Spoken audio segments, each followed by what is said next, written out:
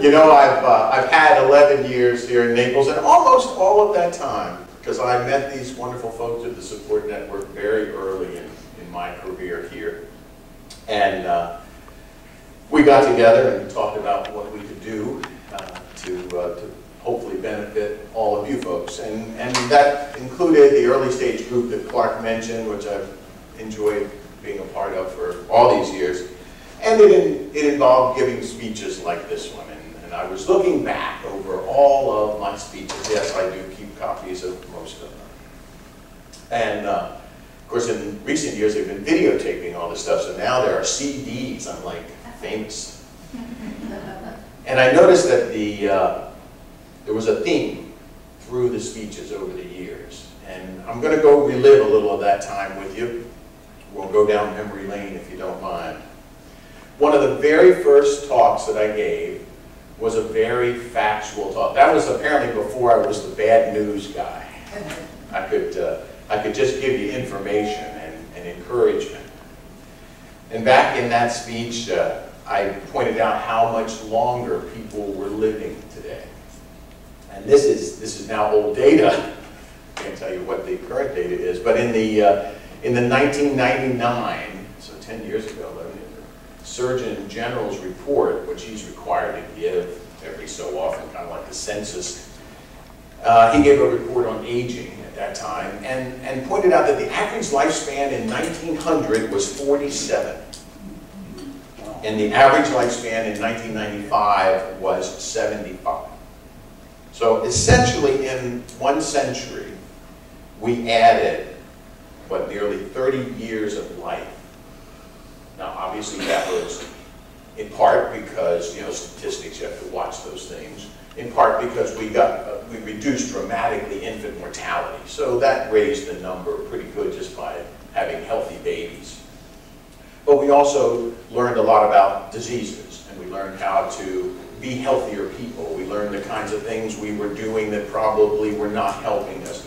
We developed antibiotics and serums and other types of treatment that helped people live longer. That number has continued to rise. I believe today that 75 in only 10 years is now about 78. So we've already added another 3 years on average. So we're all living longer. Americans aged 85 and older were, and I believe continue to be, the fastest growing part of the population. Now again, watch your statistics. Why is that? It's because very few people lived past 85. Well, 50 years ago. And today, it's not at all unusual to live to be 85. We talked about quality of life then. What was important is finding the way to have the highest quality of life. And what is quality of life? Well, it's defined pretty much any way you want it to, but it certainly comes down to 3 major factors: your physical health, your emotional health, and your social health. And we talked back then in this speech about the importance of maintaining your health, good attention to your doctors and what your doctors recommend, eating healthy, physical activity, etc.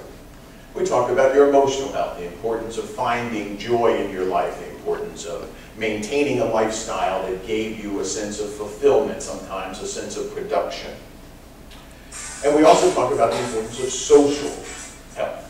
Social health being staying engaged with the world, being involved with other people, paying attention to the things happening around you, doing things together with people. So being involved in the world. And the Surgeon General in his report back in '99 was very clear that those 3 factors were a critical part of being a healthy and happy individual. So of course I was giving the talk to the Support Network, so we had to tie it into, well, what is the impact of cognitive loss, changes in memory and thinking on quality of life? And again, I was just giving information in those days, so we talked about, of course, the fact that cognitive changes, brain changes occur because of things like Alzheimer's disease, things like strokes, vascular dementia, we call it, and then other types of diseases that can affect the brain. We talked about there was a lot of things happening in those days, and fortunately continue to happen, in trying to understand what causes these changes in the brain. Unfortunately, my first bad news of the day, I can't tell you that we've made a huge amount of change or progress, at least at the what's going to help you today level, in those 10 years since we first had this conversation. We have not had a lot of changes in medications that are available. We've not had a lot of changes in treatment. But we have got a lot of information. It's yet to be translated into understanding how we can make a difference in any given brain. But we are at least making that progress. We talked a little bit about the medications. 10 years ago, there were some new medicines on the table, and those are medicines that you're all now probably pretty familiar with. What has not changed is that they only work some of the time for some of the people, and they don't do a lot.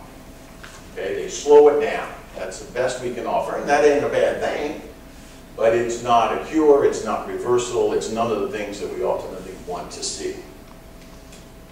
We talked, and always I'm preaching to the choir on this one, but we talked about the importance of having support, of using things like this, getting information from hopefully reasonably knowledgeable people, using the support network and all the services that they provide, staying in touch with your professionals who can provide both informational support as well as emotional support.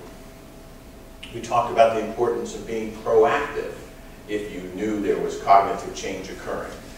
Staying in touch again with professionals, both at the medical side in terms of the illness itself, but also in terms of legal and other professional requirements that you needed to be prepared for.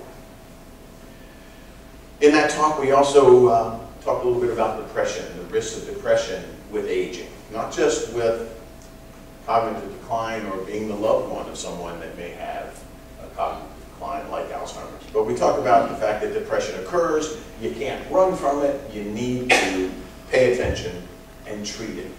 And the good news is, that's one of the areas we have made lots of progress in. There's lots of good medications for depression, and there are lots of professionals like me who hopefully can be of some assistance in helping you through the tough times. There's no question that life in later years can be challenging. My father used to say, growing old is not for sissies. He was right. You know, maintaining quality of life, I told you back then, was related to adequate preparation, prevention, and timely intervention as you see things changing with your age. Ideally, we all like this one, ideally successful aging is the art of avoiding disease and disability, sustaining high cognitive function, and staying physically healthy. Duh, okay, we'd all like to have that one. That's not real. That isn't the reality that most of us have to face as we get older. So what's the key to quality of life? I told you back then, I think it still applies. Adaptability. Being able to prepare and practice for change, appreciate change, and adapt your own perception about your quality of life to what reality is. And clearly, in those days, I was talking very much to you as caregivers, appreciating that that's a change nobody wanted, but that we have to accept and move forward from.